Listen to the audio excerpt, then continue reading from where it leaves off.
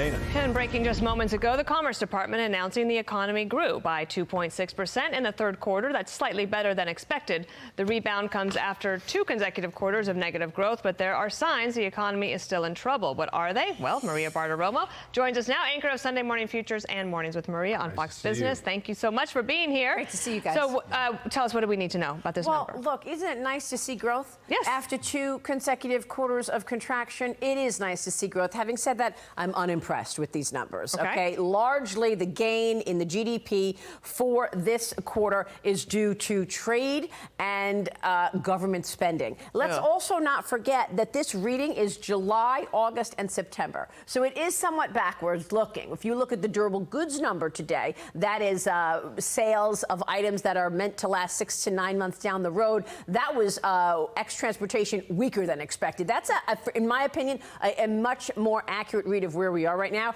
So you've got a GDP that was better than expected, but it is largely because of trade.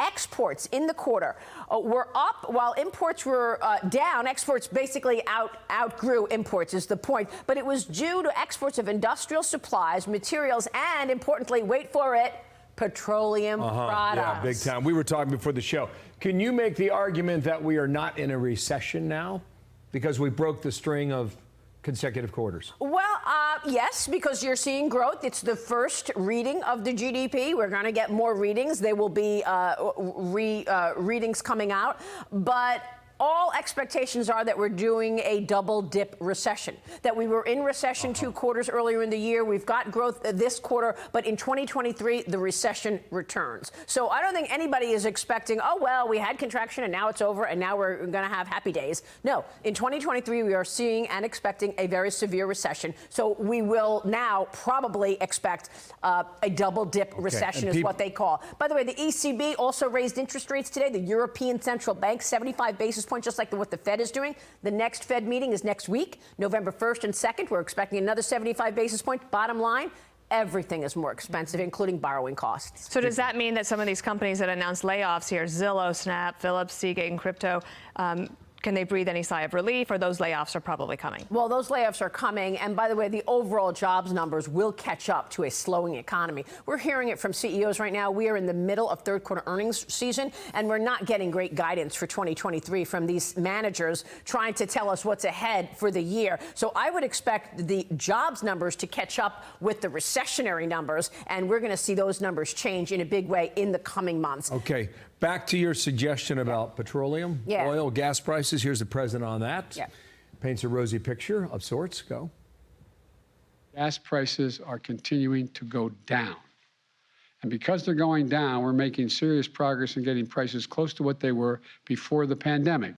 Okay, so $3.76 a gallon today. February of 2020, $2.45. Gas prices are and still much higher than where we were when Joe Biden first entered the Oval Office, I would point out. Look, gasoline prices have been pressured lower because the president is selling oil from the Strategic Oil Reserve. And this is a very dangerous move. That's not an energy policy. It's unbelievable to me how many implications we have seen as a result of this energy policy out of this administration. This failure to deal with the drillers in America, this failure to actually encourage fossil fuel companies and encourage oil companies to do production. That's just not happening. And how bad is that? We had Matt Gorman on in the A Block. He was talking about the heating oil costs in the Northeast.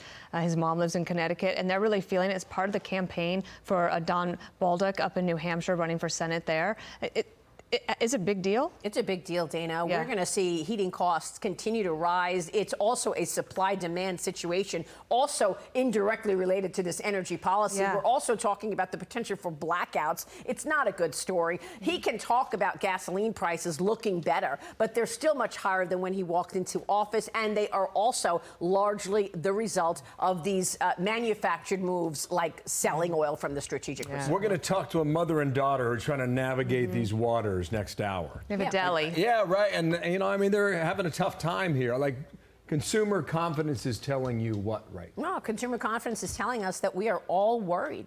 And many people are actually living paycheck to paycheck. It's very difficult when you see that your wages are up 5%, but the price of goods is up 8.5%. And the stuff that we're buying, eggs, meat, bread, et cetera, et cetera. Lettuce. That's all up much more than 8.2%. So I think people are feeling it. It's cutting into their wages, and that's why we've got such dire predictions about 20. When Lawrence Jones was in Pennsylvania this morning interviewing people, one of the ladies that he interviewed said it's not that people here are living paycheck to paycheck. Some are living day to day. That's right. So and that's tough. Sad situation. Sad to hear. Thank you, Maria. Thank you. We'll catch Good to see you. tomorrow on Fox Business. All right. Got it.